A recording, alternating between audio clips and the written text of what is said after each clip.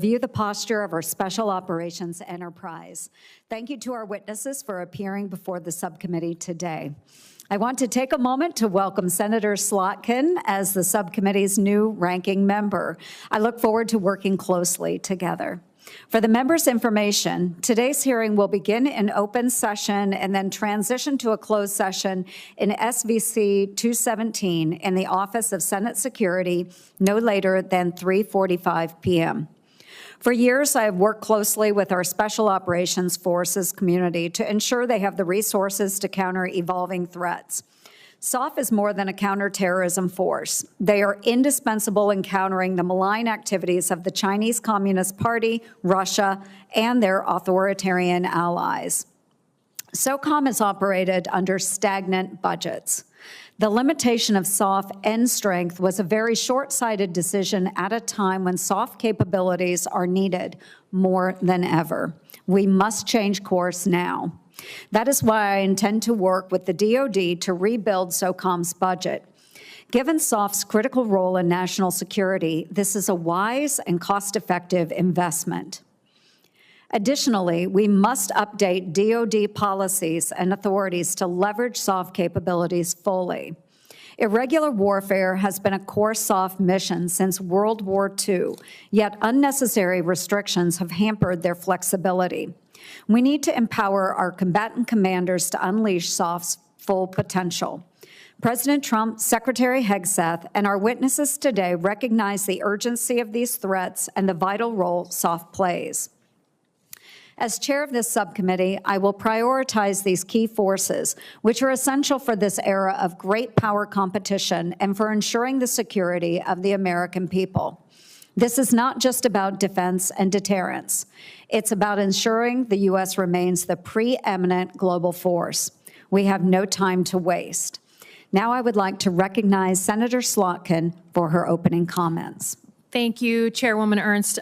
Important hearing on readiness, but importantly, happy to be here with you in our first official hearing on emerging threats and capabilities subcommittee of the 119th.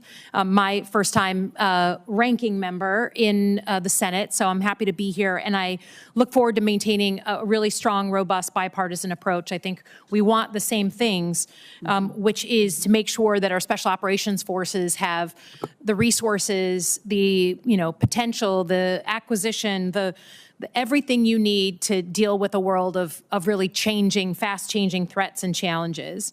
Welcome to our guests. We're happy to have you here. And I think we want to express our appreciation for everything you do every day, particularly in guiding the Special Operations Forces, given that, as you were describing to us earlier, the precipitous increase in the missions you are being asked to do. I think that we are keenly aware of that. Obviously, the gray zone challenges in places like China, Russia, Iran, North Korea, and enabling the joint force. But I think, in particular, I think it's hard to have this conversation without thinking about Taiwan and sort of the scenarios we have going forward with Taiwan and the important role you all will play. Space, cyber, information operations, you all are at the forefront of a very changing world on conflict. Conflict is just going to look different and continue to look different than it was when many of us were starting out. We want you to have those resources, and therefore I will just flag I'm very interested in what's going on right now and the cuts that are potentially on the table at the Defense Department. We've heard rumors of 80, 90,000 forces, for instance, from the Army being cut. I don't think anyone is against cutting actual fat on the bone, but being surgical and smart about it and not cutting the very operators that we need to perform this ever-expanding group of missions you're being asked to do. So with that, Madam Chairman, I yield back. Thank you. And I'd like to thank SASC ranking member, Senator Reid, for being here today. And Senator Reid, do you have any opening comments or thoughts? I just want to commend you, Madam Chairman, and the ranking member. I have great confidence. Okay, great. Thank you. We will go ahead and proceed to your opening statements. And Mr. Jenkins, we will start with you, and then we will proceed to General Fenton. So, gentlemen, you each have 5 minutes for your opening statements. Thank you. Madam Chair Ernst, Ranking Member Slotkin, Chairman Wicker when he comes, Ranking Member Reed, and other distinguished members of the subcommittee, thank you for the opportunity to testify on the global posture of our nation's Special Operations Forces, or SOF. I'm honored to testify alongside General Fenton. We are joined here today by two extraordinary Americans who I would like to take a moment to recognize. Principal Deputy Assistant Secretary of Defense and Director of the Special Operations Secretariat, Dr. Sandra Hobson, seated behind me, as well as SOLIC's Senior Enlisted Advisor, Command Master Chief Brad Rhinelander, also seated behind me. These dedicated servant leaders bring expertise and insights that have been invaluable as we advocate within the Department of Defense on behalf of our SOF service members and their families. As a combat veteran Green Beret myself, the opportunity to work with these incredible teammates and represent our SOF enterprise is profoundly humbling and special. Today's global security environment has become increasingly complex as AI and other technological advancements rapidly transform the character of warfare. Threats from state and non-state actors continue to converge. Our global competitors actively seek to undermine the United States and our allies. Terrorist and transnational criminal networks continue to pose a serious threat to the homeland. In these turbulent times, my office, the Office of Special Operations Low Intensity Conflict, or SOLIC, and the U.S. Special Operations Command remain at the forefront of our nation's strategic priorities. Representing less than 2% of the defense budget, our Special Operations Forces provide unique and outsized effects, adding exceptional value to the nation. Tasked with the most challenging and dangerous missions, SOF remain the world's most lethal, adaptable, and capable force. Our priorities for the SOF enterprise are squarely nested within Secretary Hegseth's priorities for the Joint Force: defend the homeland, strengthen deterrence, and increase burden sharing with U.S. allies and partners. Our elite warriors deter our adversaries by creating strategic, asymmetric advantages and maintaining irregular warfare superiority. Leveraging our close relationships with our foreign partners in critical regions, SOF are uniquely positioned to identify and counter our adversaries' malign and coercive activities. Whether in the Indo-Pacific, Europe, the Middle East, Africa, Western Hemisphere, or near our own southern border, these low-cost, small-footprint efforts promote stability, empower partners and allies, and lead efforts against China, terrorists, drug traffickers, and other threats. Even with the global increase in demand, our Special Operations Forces face personnel cuts and resource constraints. In fact, armed conflict and regional instability have driven a 200% increase in our crisis response mission over the past 3 years, while at the same time, operational and logistics costs for crisis response have increased 260%. We must ensure SOF's readiness while balancing operational demands and optimizing available resources. We must also promote accountability through rigorous analytics and data-driven decision-making. Congress wisely established civilian oversight of special operations to ensure that SOF remains strategically aligned, ethically grounded, and accountable. My office provides policy direction, resource advocacy, and oversight needed to ensure that SOF's initiatives and efforts stay focused on warfighter needs and national objectives without mission creep or undue strain on the force. This oversight is not bureaucratic. In fact, it is essential to effective warfighting. Our nation's security depends on a strong, agile, modernized, and accountable SOF enterprise. With your support, we will continue ensuring that SOF is ready to deter, fight, and win anytime, anywhere. Thank you again for the opportunity to testify. I invite you to visit our SOF community around the globe to meet our service members and their families and to see firsthand the capabilities that we bring in defense of the nation. Your continued support is critical. I look forward to answering your questions. Thank you, Mr. Jenkins. And General Fenton, you are now recognized for 5 minutes. Madam Chair, Ernst, Ranking Member Slotkin, distinguished members of this subcommittee, Chairman Wicker when he comes, Ranking Member Reed, thank you for the opportunity to testify before you today. This month marks 38 years since the creation of Special Operations Command. We are thankful for Congress's incredible foresight in creating us and steadfast support ever since. I'm joined today by Command Sergeant Major Shane Shorter. Shane exemplifies the unmatched caliber of our non-commissioned officer corps. If you look at the hardest problems facing our nation in the darkest corners of this earth, you will find our Special Operations non-commissioned officers solving them. Our NCOs exemplify the precision, lethality of your Special Operations teams and demonstrate our competitive and comparative advantage. They are the reason we are envied by militaries around the globe. It's the honor of a lifetime for Shane and me to represent the uniformed and civilian members of your Special Operations Command, as well as our U.S. interagency partners and the global soft warriors from 28 nations who are stationed at our SOCOM headquarters in Tampa. I'm also honored today to testify alongside Secretary Jenkins from ASD SOLIC. We rely on SOLIC's partnership, support, and advocacy to ensure your Special Operations warriors and their families who serve alongside them continue to thrive and win. We are in an era of serious national security challenges. The border, Communist China, Russia, Iran, North Korea, and terrorist organizations all pose significant threats in isolation. However, we're increasingly seeing these threats converge across the globe.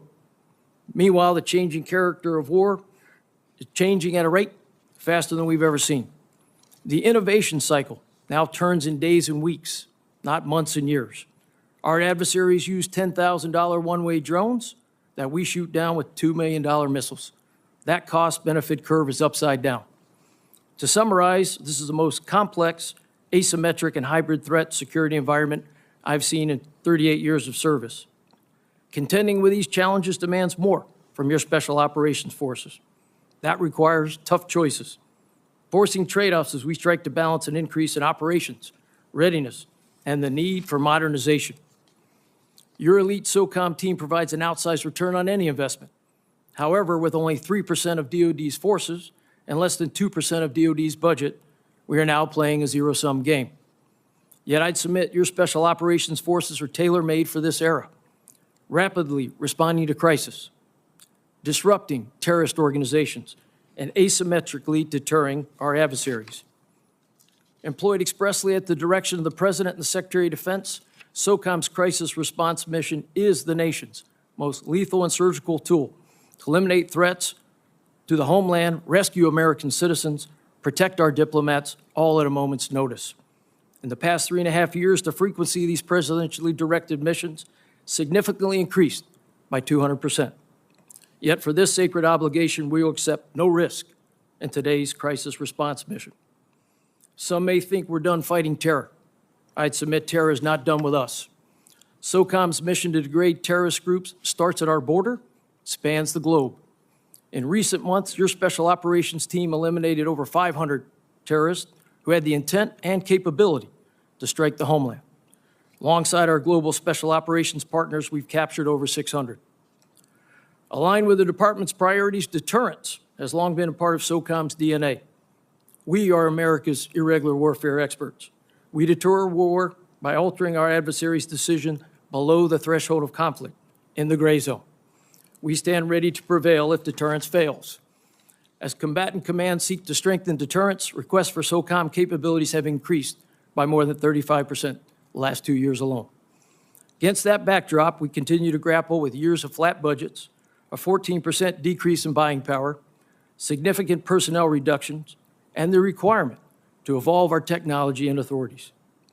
All of this forces trade-offs, tough choices that challenge current missions and puts modernization at risk. Yet SOCOM remains the world's premier special operations force. I pledge to always provide the nation with the best special operations capability for the fiscal and personnel resources we receive. We will never compromise on standards and lethality. We are grateful for this subcommittee's work on novel approaches to soft funding and authorities. I look forward to taking your questions. Thank you. Thank you, General Fenton. And we will start now with the senator's questions. I'll start with 5 minutes of questions and go on to the ranking member. If we have other members join, we will have them ask questions as well. If we don't have other members join, we will recess briefly and move to the closed hearing. So this may be a very speedy round, but I will go ahead and start. And General Fenton, so you mentioned the personnel reductions in force. And since the announcement of soft personnel cuts under the previous administration, I have been very firmly and vocally opposed to that. The return on investment our nation gets from our special operations forces is not only measurable, it is absolutely unmatched. Despite those reductions, SOF continues to do what it does best. It's adapting, innovating, and overcoming. So, General Fenton, can you speak to how SOF is adapting its training pipelines to enable future operators to integrate high-tech capabilities like AI, cyber, and electronic warfare more effectively? Senator, I can. I would start by saying I think you know your SOF very well in terms of that we innovate, and I like to think we innovate for today and we modernize for tomorrow. And as we think about tomorrow, that's certainly through the lens of the lessons learned that we're watching vis-a-vis the events in Ukraine. And I think it's more important to not just observe those lessons, but as you laid out, institutionalize them. I think in the instance of institutionalization of those lessons, I would offer U.S. Army Special Operations, RSOF, has undergone two what I think are pretty significant efforts against these changing character of war. First is they've created a brand new course, the Remote Uncrewed Systems Integration course down at Fort Bragg, a course that is about a 6-week program of instruction, bringing together everything from learning how to build the drone, fly drones, and then certainly adapt them as we have seen on the battlefield. The second thing they've done, I would characterize in terms of institutionalizing, is they've created a brand new military occupational specialty, or MOS, or job title. And that job title is Remote Systems Integrator. And they've created that around the backdrop of a Special Forces warrant officer, a Green Beret warrant officer, and after their training is complete, a multi-month program of instruction, they'll go back to the Special Forces groups and start to really take that as a master trainer and weave it into all group training. You would see that across many of our components, but I think, Senator, those are a couple of the examples I'd want to give you. No, that's great. And I think many of us recognize there's nothing more dangerous than a warrant officer. So appreciate that new MOS. So let's talk a little bit more about those cuts. A critical strength of SOF is their ability to lead on emerging technologies and developing those capabilities that kind of ripple across the broader force. And it speaks directly to the indispensable role that they play in today's complex threat environment. So any additional reductions that we might see in SOF wouldn't just impact our SOF, they would degrade our ability to project power around the globe. So, General Fenton, from an operational perspective, how would further force reductions impact SOF's ability to respond to emerging threats in regions like Indo-PACOM, Europe, and, of course, the Middle East? Well, Senator, I would offer right out the gate that would absolutely hurt. It would hurt fairly significantly, especially against the backdrop of, I think, over the last three and a half years, we've seen a 5,000-person teammate reduction inside of SOCOM already. And that's against the backdrop of communications, logistics, intelligence, civil affairs and PSYOP, and, of course, operators. I think all of those are the type of capabilities that you see combatant commanders, as I mentioned in my opening statement, asking for more and more to the tune of about 35%. And I think that would absolutely impact that. We're already forced to make tough choices. Those would, and trade-offs. Those would certainly make, those would amplify those tough choices and trade-off and really put us in a place where I mentioned earlier in the statement we're already at a zero-sum game. Thank you. And just in the time that I have remaining, can you please characterize the situation that unfolds when we have SOF teams that are out on the ground as force multipliers? And one example that I'm thinking about, this is many years ago in Africa, when we had ODAs there, we were able to bring together many different nations. Those nations had teams on the ground as well, but they could not get along with the populations that exist in some of those regions. It took Americans and the leadership that these teams brought into Africa to bring all of these nationalities together into a collaborative force. Can you speak to how SOF really can provide that leadership in small teams, small numbers, without a huge footprint, and be able to bring different nations together? I can, Senator. Small teams, small footprints, big impact is the way I like to think about it. And I think that starts with the fact that in our DNA is partnering. And SOF is known as a premier partner force. That's what we do across the globe, and maybe even today to the tune of about 7,000 folks in about 80 different countries. It's all about beginning partnerships. And those partnerships then evolve into trust. And once you get trust, then we're able to do everything, build partner capacity, develop some level of competency and capability. And I think it just goes on from there, and even do exactly as you just described. Bring folks together who otherwise may not be together. And I think at the end of the day, amplify capability and capacity for any combatant commander or for the Secretary of Defense. Thank you, General Fenton. Ranking Member Slotkin. Thank you. The senator had very similar questions to the ones I had about what are the trade-offs of these cuts, right? And for me, it's hard to miss that Space Force got excluded from having to take cuts. And I'm happy for them. That's a mission that's extremely important, but just would hope that if there's someone who's picking and choosing missions that are going to be cut versus protected, that I know you're advocating, but that sort of we realize that the units that are in highest demand should not be taking the same haircut as everybody else across the force. So hope that that's happening, and thank you for illustrating some of those trade-offs that you would have.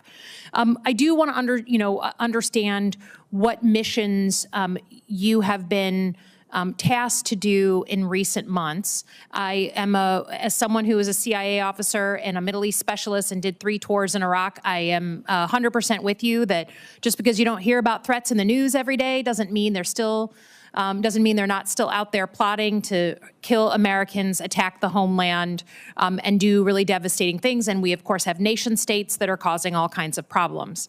But I did see that the president designated Mexican cartels, a number of named cartels, as foreign terrorist organizations, restricting, in a positive way, American citizens from providing support, materiel, leadership in any way to those organizations. Can you describe what, if any, guidance you've been getting and giving on lethal force against cartels on the southern border, given the buildup of about 10,000 U.S. forces down there? Thank you. I can begin with that, and then we can talk the details. The designation of foreign terrorist organization does not grant us any new authorities as a DoD entity. Is what it really does is it helps us unlock the doors to whole of government approach. Our threat finance analysts can now better provide their target packets to our counterparts in the whole of government approach. But what we are doing now is making sure that we provide options, that we can be ready, lethal, and prepared should the president need us to continue to seal and protect the border. But to answer your question directly, it does not grant us any new authorities to take direct action or so forth. So you would need commander-in-chief authority to go, for instance, and pursue drone attacks inside Mexico against cartels. I'm just asking, Mr. Musk said publicly that that foreign terrorist designation authorizes drone strikes against Mexican cartels inside Mexico. I'm just trying to understand fact from fiction here. Do you believe you have that authority today, understanding the designation alone may not give it to you? Do you believe you have the authority today to cross over the Mexican border and use drone strikes to go after cartels? No, ma'am. The designation of FTO does not grant us any new authorities. But separate from the FTO designation, do you, as the service secretary, believe you have that? I'm just trying to understand. I have no problem with them being designated. I have no problem going against them and their financing, right? Their materiel. But I think certainly as part of this committee, we want to understand use of lethal force in a neighboring state. So is there in any way, separate from FTO designation, do you currently have the authority to shoot at Mexican cartels over the border right now? No, ma'am. Okay, thank you for clarifying. And then, I think a lot of us on the committee are very worried about Taiwan and a potential problem with China over the next few years. I'm the co-chair of the Taiwan caucus, so we think about this a lot. Can you give me your best assessment of what our security assistance activities there, our training? Maybe we have to go into classified session, but would appreciate, your role in deterrence, understanding the role you're playing in that issue. Senator, we'll absolutely have to go into a closed session to provide details. What I would offer is that in support of INDOPACOM, you would see your special operations forces doing many of the missions you described earlier. Certainly always being prepared for crisis response inside that AOR through our theater, Special Operations Command, Special Ops Command Pacific. That is a sacred obligation. I think you would also see us in a counterterrorism way, making sure that any CT threats, in this case ISIS East Asia, we're doing in a partnered way with teammates in that region. And then I think you would see us certainly in deterrence. And the way we present ourselves is presence is placement and access. It builds relationships and partnerships and capability, and all that I think is very valuable to San Paparo, any COCOM commander, because it provides options and opportunities they wouldn't otherwise have, and dilemmas and challenges to the adversary. Thank you, and I yield back. Thank you. And next we will go to Senator Budd. Thank you.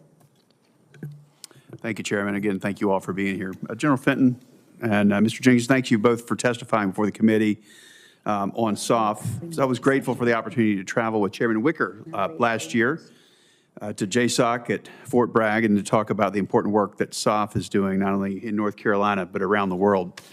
General Fenton, how would you characterize the demand and requirements for Special Operations Forces, particularly in crisis response? It's General Fenton. Senator, first, thanks for visiting our forces, and thanks for allowing us to be in the great state of North Carolina. Our honor. Appreciate all the hospitality there. I know all our forces do. I would offer, in my opening statement, I laid out a couple. I think in terms of crisis response, we have seen a pace and a scale and duration that I frankly have not seen in my 20 to 30 years in the special operations community. It is called on more, so there's a requirement that's gone up by 200% in the last 3.5 years. That's on or about 15 missions where we've been asked to get out very quickly and do the type of missions that I mentioned. Either recover diplomats, protect an embassy, or at some point maybe even recover a U.S. citizen. I think I don't anticipate the world to get any less volatile, and that looks like a pattern to me. And so I think that demand has certainly gone up. In deterrence, the combatant commanders have asked for special operations in the last 2 years at an increase of about 35% to do the type of missions that they're looking for us to do that could involve anything from partner-based training to unilateral operations that would give them additional opportunities and advantages, maybe an unfair outsized advantage, and give the adversaries a bunch of dilemmas and challenges. So I think I anticipate that going up. And then I just mentioned earlier, terrorism is not done with us. And I think we absolutely have to stay focused on the threat that ISIS, Al-Qaeda, and Al-Shabaab pose. And all three of those missions are absolutely in soft wheelhouse. General, talk a little bit about, you gave some numbers, 35% increase in area, 200% in another area. When you're called upon, how often do you have to say no because of that increased demand and perhaps the lack of readiness or rest or requirements that are needed? Senator, I think that that question's at the heart of something the Command Sergeant Major and I think about every day. That's risk. And I think in this case, that risk is a combination of operational risk. Do we have the capability and the capacity? And then for the first time, certainly in my memory, fiscal constraint risk. Can we actually do it? I think that drives to the heart of, I've had to say no in some instances in deterrence where I feel like I am taking risk, almost 41 times in the last year, to combatant commanders that would want Special Forces operational detachments, so 12 Green Berets, folks who may want command and control nodes, and I could go on and give you additional examples in a closed session. But I think it's certainly way too often, and my sense is that, first, that is risk. We're not meeting the combatant commander's demands in a special ops peculiar way. I'm also taking risk in modernization. And in a sense, I feel like I'm saying no to the SOCOM enterprise when we don't have the top line increase and the budget needed to modernize not only technology, but certainly our humans. So we think about education for an uncertain world. That's modernization. And on top of that, certainly even our authorities.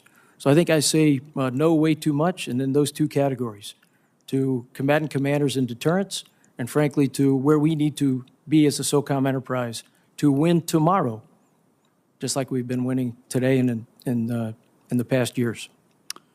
Thank you for that, and lots of other questions, either for the record or the closed session.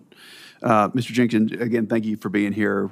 See if you're tracking this provision in the Senate Fiscal Year 26 NDAA. Includes a provision requiring the Assistant Secretary of Defense for SOLIC and the Commander of Special Operations to ensure the annual defense planning guidance includes specific guidance for requirements and employments of special operation forces across the spectrum of conflict. Are you tracking that, sir? And care to Yes, elaborate? Senator. And care to elaborate? Yes, and thank you for that very much. So with our interim national defense strategic guidance, we have 3 lines of effort: defend the homeland, deter China, and increase burden sharing. And the only force that can fill in or blend across all 3 lines of effort there is the Special Operations Force. And in my service-like capacity, I've been able to advocate and make sure that as the defense planning guidance goes forward and now gets underway in earnest, that my peers, my counterparts, ensure that SOF is adequately and thoroughly accounted for in all 3 lines of effort there, and not just as an asterisk, that we play a major part.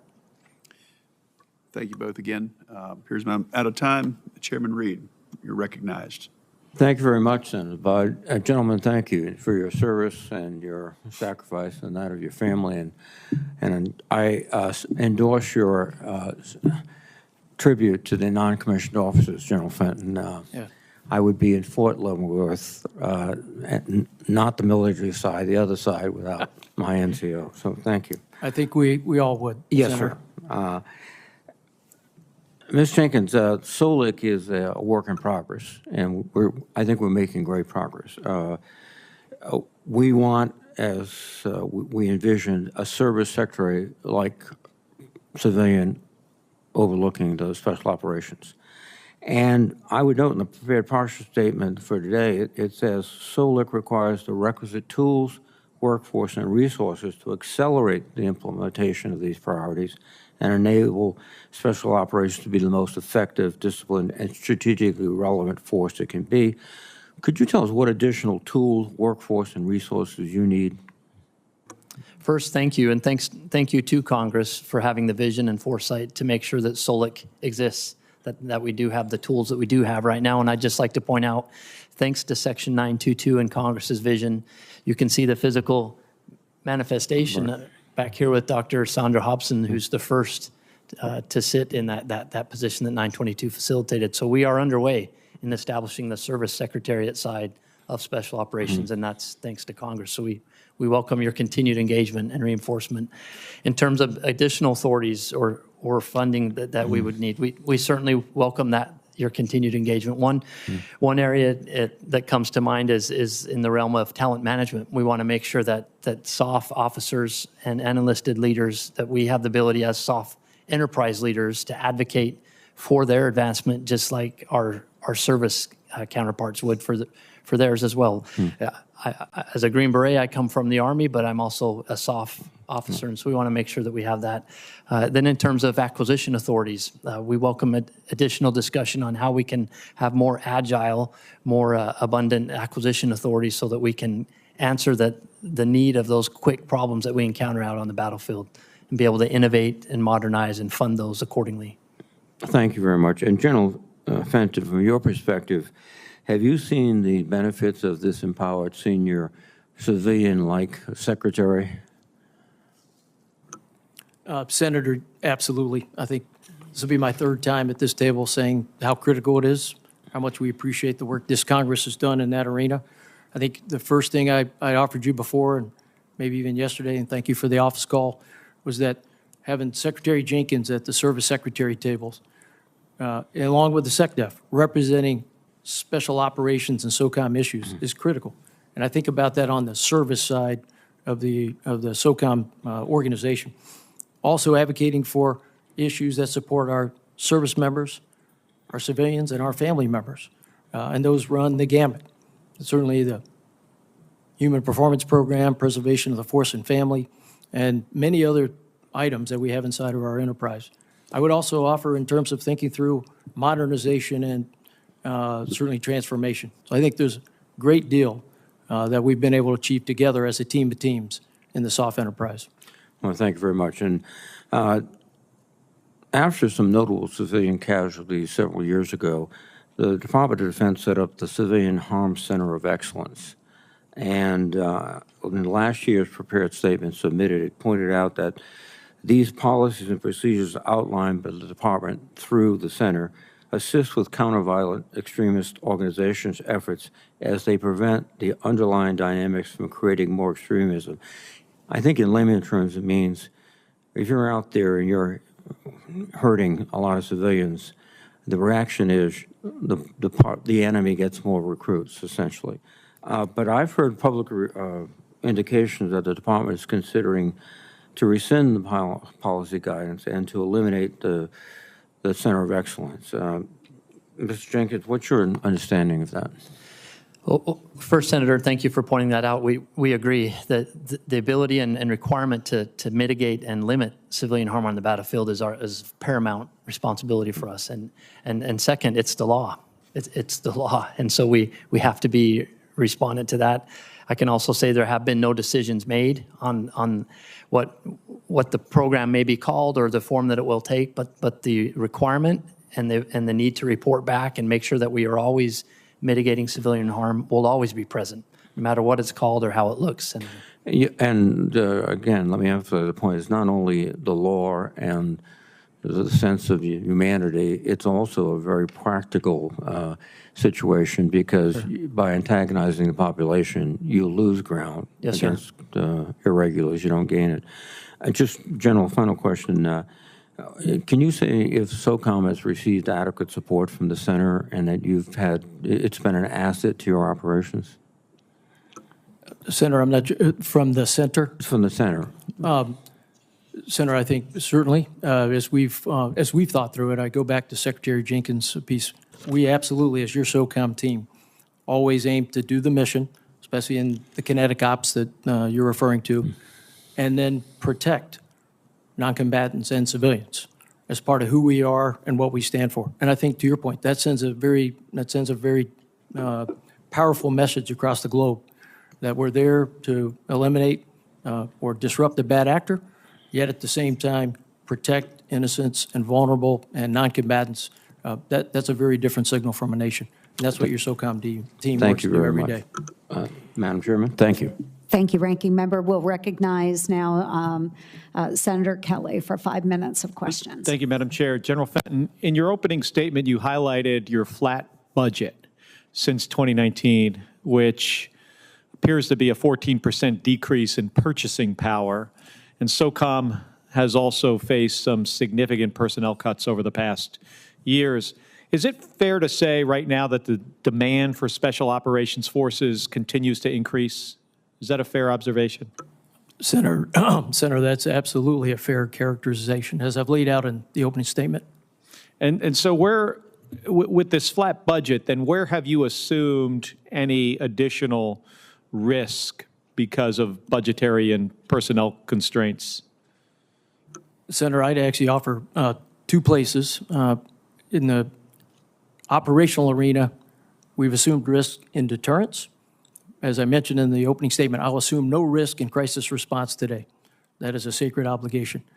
And as we go across the spectrum in deterrence, as I've laid out, there have been instances where I've had to say no to combatant commander requirements because of operational risk and fiscal constraints in a way I haven't seen before. So first in operations deterrence.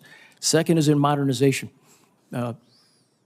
Working to have the SOCOM team, and at times tying it to the Joint Force for sure, be able to win in the future environment like we have won for years and years and years in an increasingly contested and congested environment. We're taking risks there.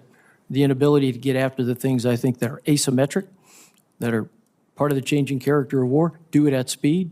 You could add anything uncrewed, artificial intelligence, additive manufacturing autonomy.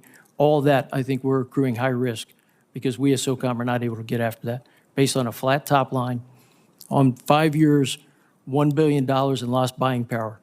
That is reflective of that 14% lost buying power. Would it be fair for me to say then that a risk in deterrence, because of if you're not deterring our adversaries, there's a higher chance you're going to have to put some of your troops in harm's way, that the risk to your forces personally, risk to them being injured or killed in combat, that has gone up. And I think it's probably fair to say the same thing on the modernization side of this. If you don't have the equipment you need and you're facing a more challenging adversary, that's possibly putting folks at risk as well? Senator, I'll take it from the modernization piece first. I think first and foremost, the risk is not winning, not being able to complete the mission in the future environment. Again, against the backdrop of what we're seeing in Ukraine with the changing character of war that has, I call it a version of symmetry and asymmetry. Symmetry being all the things, and certainly the Russian Federation had, that any nation needs to go to war, tanks and missiles and airplanes and helicopters, and then asymmetry, where Ukraine did not have that and has imposed costs on the Russian Federation through all things that we're observing, institutionalizing, and operationalizing. I think we're taking risks there, and that risk is about winning. It certainly has a force protection component to it, because if you're unable to get through the contested and congested battle space of integrated air missile defense, radio frequency spectrums knocking your things down, electronic warfare, there is a force protection component for sure to that. And I look at both. But I think it's both of those in modernization. In deterrence, I think it's more about aggregated risk. Us not being able to fulfill the parts of a campaign plan or no plan that the combatant commanders absolutely would rely on. And that probably at some point has aggregated risk for his end states and certainly their operations. Right. Thank you, General. And Mr. Jenkins, on China gray zone operations, they execute this all the time as an instrument of national power, and in their effort to supplant us as the world's preeminent superpower. So what adjustments just quickly in statute or fiscal authorities would you need to better compete and deter the PRC? In terms of authorities, we are working sufficiently and efficiently with what we have right now. It comes down to what the General outlined in terms of resources. We clearly recognize that deterring China is not just in the South China Sea or the First Island chain, it's everywhere. And in the closed session, we'll be able to give you some good vignettes on where we are going head-to-head to deter in the irregular warfare arena to make sure that we not only meet China where they are, but where they want to be, where they're trying to be. And so in terms of authorities, we're moving out and executing on what we have, but we're always looking to evolve with them as well. All right, if you identify something, please come to us with that. Thank you. Yes, Thank you, sir. Madam Thank Chair. you. Thank you, Senator Kelly. And now I recognize SASC Chairman Senator Wicker. Well, thank you, Madam Chair, and thank you, Senator Kelly, as you leave, because I'm going to follow up on the very important lines of questioning that you pursued. I was planning on asking about what extra things your command has been required to do for less buying power. But let's talk about the gray zone and follow up if we can on that. Do you find that there's not enough coordination in the irregular warfare field, and would you recommend any changes in the way our Defense Department is organized with regard to no one having a particular domain over that particular issue and coordinating it across the various commands? Well, thank you for pointing that out. Certainly over the last 20 years plus, we've seen our counterterrorism muscle be exercised tremendously and our irregular warfare muscle not so much. But nowadays we are certainly exercising that muscle and meeting and deterring, as the Senator alluded, China where they are and where they're trying to be. SOLIC itself. So, okay, what are they, tell us and those listening, what sort of things specifically, some examples of what the Chinese are doing? Well, Senator, certainly we can get into more details in the closed session, but okay. It's safe to say where areas where you would not think China is, they are. They're trying to be there, in not only in the South China Sea, the first island chain, but in the Southern Hemisphere. And we have specific examples that we can point to show where we have met, deterred, and even ejected their influence from certain areas. And so it's incumbent upon us to not only just be counter-terrorist experts, but also irregular warfare specialists. You can talk about the economic warfare in this hearing, can you not? For sure, yes, sir. And that's, as you alluded to, it's in China, it's a whole-of-government approach when it comes to economic warfare. And that's what General Fenton's actually starting a new program to bring that together, to harness not only attention amongst our economic machines here in the United States, but to show them where they could draw their power to help our nation as well. Okay, so are we organized sufficiently in this area, or should one office, one person be in charge of coordinating this for either of you? In the irregular warfare arena, we are sufficiently organized within SOLIC. We have a department, we have a team, an actual DASD, Deputy Assistant Secretary of Defense, that has irregular warfare within its charter that it's responsible for, and leads through the department in terms of helping combatant commands draw campaign plans that involve irregular warfare and educating throughout the joint force in terms of irregular warfare is not just a soft opportunity, it's a whole of Department of Defense opportunity.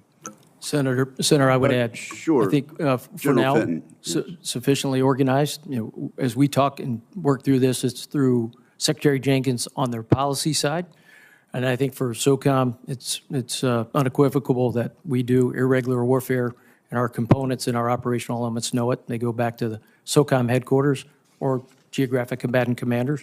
What I would offer is, I think it's always worth relooking because of the pace of the world and the way the world's changing in all type of levels. And I talk about modernizing authorities.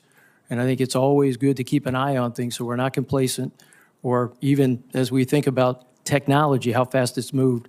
My sense is there's certainly a need to relook authorities to make sure that they have not stayed stagnant or they have moved as fast as we need them. Okay, well, I might want to have a conversation, an ongoing conversation with you, General, and for as long as I can, Mr. Jenkins, about how we could perhaps make the coordination better in this area. We're intruding on the time, Madam Chair, but let me just say, there's been a 35% increase from the COCOMs for your capabilities in the last 3 years. Is that right, General? That's correct, Senator. And 170% increase in SOCOM crisis response missions, including but not limited to hostage rescues.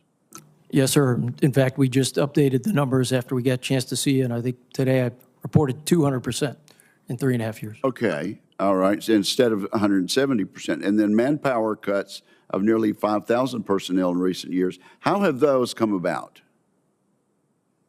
Well, Senator, a couple things. I think through the lens of the defense planning scenario and the work that the service has to do, along with the department, against any potential scenario, and I'll leave it at that because we could talk more in a classified session. My sense is that services took a look at the lens that they were given through those scenarios and came away with, we don't need X number of SOF. And over time, my sense is that that continued certainly to gain traction in the department. And as a result, I think you're very aware of a point last year where Secretary of Defense Austin made a decision to reduce SOF by 3,000 people. Well, have these crisis response requests gone unanswered? Senator, that Everything you're facing with the lack of funding and Sure. the lack of purchasing power and Yeah. cuts of 5,000? as I said in my opening statement, crisis response is the one place that I'm taking no risk. So we put everything we have against the crisis response today because our sense is that is a sacred obligation, presidentially directed, SecDef directed. We cannot fail. And so the other things that you might put behind those crisis response things might be, for example? Senator, I feel like we're absolutely taking risks in two places, modernization and deterrence. Deterrence would be that mission that we are taking risk in. And we're taking risk because, in my sense, we are unable to answer the combatant commanders' requirements to the level that they have requested and certainly need. And when I look at that, that is risk to them and certainly risk to your soft forces. And that we're bringing the value that we could be bringing to the combatant commands in preventing great power conflict and certainly preparing for it. One other thing, Madam Chair. I just hope the General understands the committee's position on both sides of the dais, that we need to hear fully from you on your unfunded requirements. Tell us what you need, be honest about it, and we'll try to get it for you. But we have found that some places within our defense establishment, they're reluctant to actually be honest with us about all the requirements that remain unfunded. And thank you for your indulgence, Madam Chair. Thank you, Sir, Chairman. You got my commitment to that, Senator. Thank you, General Fenton. Next, I will recognize Senator Shaheen, 5 minutes. Thank you. Thank you, Madam Chair.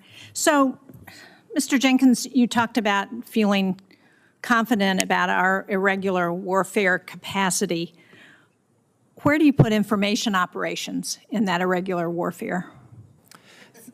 Thank you for that pointing that out, because irregular warfare is just like when you think about a kinetic strike, there are regular warfare strikes that are just as potent or valuable or important and need to be timed accordingly. And so the coordination for information operations actually resides within SOLIC, within my organization.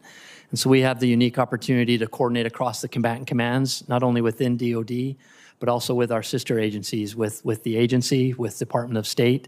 And so those information operation plans are coordinated so that messages are comprehensive and complementary was the word I was trying to think of, instead of getting each other off track and timed accordingly. So it's very important. Well, I understand that you have the ability to coordinate. I'm concerned, General Fenton, you talked about the 3,000 person cuts to SOF, and my understanding is that many of those were enablers for the Military Information Support Operations, or MISO. Is that correct? That's correct, Senator. And I am concerned about our ability to compete in those information operations. We had a hearing in the Foreign Relations Committee at the beginning of the year where our China experts said that China is spending $1.1 billion a year on information operations, disinformation, misinformation. And right now, we've completely dismantled our humanitarian and foreign aid presence in the regions where China has a foothold. We don't have anybody in charge of information operations across, as far as I can tell, now maybe we do and I just don't know about it, across defense, state, and the administration. And the president just fired General Hawk, so the head of Cyber Command. So help me understand how we're able to compete in the information arena when we don't have anybody in charge and when we've lost a lot of our people who are doing that work. Yes, ma'am. In terms of that who's actually in charge and in coordination for the Department of Defense, that would fall by default to my organization, because I support the Undersecretary of Defense for Policy, who is the principal information operation advisor to the SecDef. And so we do have a coordination body and ability to do that, and I have a full-time team that's organizing and actively engaging with the combatant commands in terms of funding, also in messaging, and then they work outwardly with our state and agency partners, so that if one agency is going to employ a message or an information operation, it's adequately coordinated with the others so that we don't have fratricide. So if China's spending over $1 billion a year on their messaging strategy, how much are we spending in the Department of Defense on our messaging strategy? Ma'am, I'd have to get back to you with that specific number. But what we are doing is we're trying to make sure that we are good stewards. Is it fair to say we're not spending $1 billion a year? Correct. Yes, ma'am, that is fair. Significantly less. Significantly less. We are trying to be smart with every penny, for sure. But yes, it's not likely that we're able to match the operations that China's doing, despite our intention and the fact that we think we can do it better, because we don't have the infrastructure to do that. We've dismantled our Global Engagement Center at the Department of State. We're dismantling Voice of America,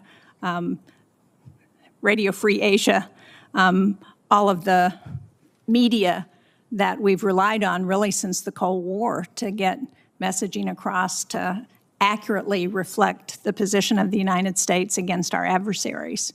So, again, I would ask you, General Fenton, do you think you have, should we be doing more to resource those information operations?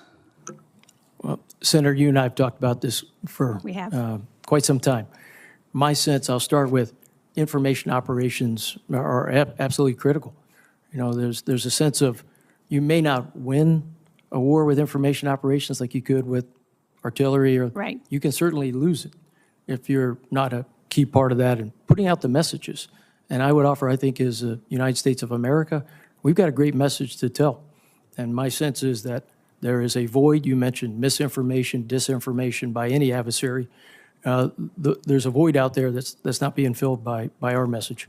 I think we take it certainly in Special Operations Command with our information ops professionals to really work at that in concert with our, more often than not, our country teams, our embassy country teams, to put those messages out that assure populations or reassure, and also at points in time deter adversaries. That is also part of the information operations space. So thank you for the opportunity to comment. Thank you. Thank you, Madam Chair. Yes, thank you, Senator Shaheen. We'll move to Senator Rosen. Well, thank you, Chairwoman Ernst, Ranking Member Slotkin, for holding this hearing. It's very important. I'd also like to thank General Fenton and Mr. Jenkins for testifying today and for your service. Excuse me, I'm going to scoot in a little bit here. Service to our nation. I want to talk about Special Operations Forces in Syria, because the U.S. and Syrian Democratic Forces, the SDF, they share an interest in preventing an ISIS resurgence in northeastern Syria. Any escalation in the region, which is Turkish-backed Syrian National Army, and the central government in Damascus engaged military with the SDF, would lead to instability that we know ISIS could exploit. That is extremely concerning, as is the possibility that such instability, combined with destabilizing efforts from Iran and its proxies, could cause SDF personnel guarding ISIS prisons and displaced persons camps to leave their posts in order to defend their territory. This would open the door to the possible escape of captured ISIS fighters and their families, as we saw that just play out in 2019. So, General Fenton, given our soft partnership with the SDF in the Defeat ISIS campaign, including security training and assistance, what are SOF and the SDF doing to prevent breakouts from SDF-run prisons and displaced persons camps to ensure that captured ISIS fighters and their families do not return to the battle space? I know this is a question that geographically pertains to CENTCOM, but our troops performing these counterterrorism missions are Special Operation Forces.